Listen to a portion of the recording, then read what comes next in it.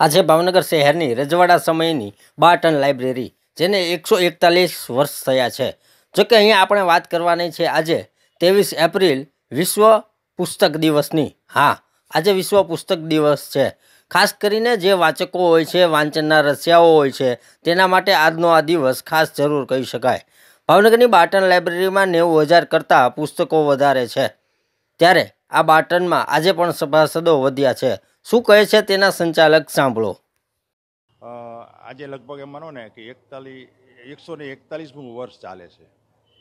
Barton લાઇબ્રેરીમાં આમ જુઓ તો લગભગ 90,000 ઉપરાંતના જુદી જુદી ભાષાઓના પુસ્તકો છે. અને આમ જોવા જાઓ તો 5,000 ઉપરના તો પુસ્તકો 100 વર્ષ કરતાં પણ વધારે ઓલાના મર્યાદાવાળા છે બધા. એકંદરે જોઈએ તો બાટનની લાઇબ્રેરી દિન પ્રતિદિન સુધારા ઉપર આવતી જાય છે. એમાં લોકોનો સહકાર છે. લોકો અહીંયા આવતા જતા થાય, બાળકો આવતા જતા થાય, સ્ત્રી પુરુષો બધા આવતા જતા થાય, એના માટેનું પૂરતું ધ્યાન આપીએ છીએ. અને લોકોનો પણ અમે સહકાર માગીએ છીએ કે આ કાર્યમાં તમે પણ સહભાગી થાવ અને અમને જરા પ્રોત્સાહન આપો એટલા માટે. અને ઉત્તરોત્તર જુઓ તો સભાસદોની સંખ્યા અત્યારે વધતી જાય છે. લોકોનું આકર્ષણ છે, રોજબરોજની લોકોની મુલાકાતો પણ અહીંયા વધતી જાય છે.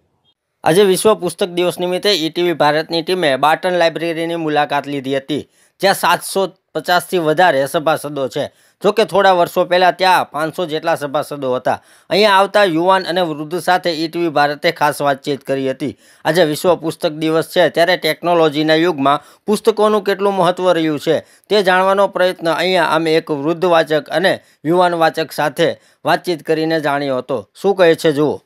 હું બાળપણથી આ બાટનનો સભ્ય છું અને નાનપણથી જ આ પુસ્તકો વાંચું. લગભગ 7-8 વર્ષનો ત્યારથી વાંચું છું. અને પુસ્તક એ માનવનો સાચો મિત્ર છે.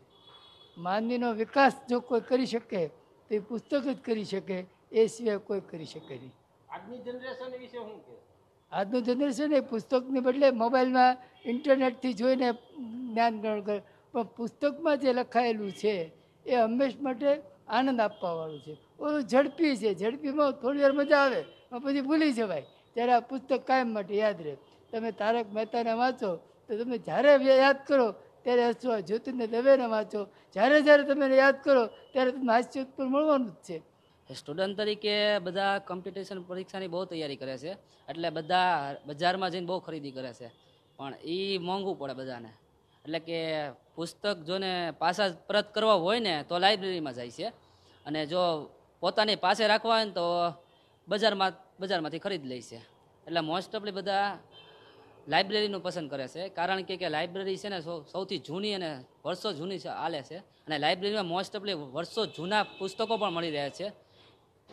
પુસ્તક આપણા સાચા મિત્ર છે, એને શીખવું જોઈએ આપણે જરૂર. આજે વિશ્વ પુસ્તક દિવસ નિમિત્તે યુવા અને વૃદ્ધ પેઢીના વાચકો પાસેથી એ જરૂર જાણવા મળ્યું કે પુસ્તકમાં વાંચેલું હંમેશા યાદ રહે છે, અને આજે યુવાનો પણ તેની તરફ વળી રહ્યા છે. ચિરાગ ત્રિવેદી, ઈટીવી ભારત, ભાવનગર.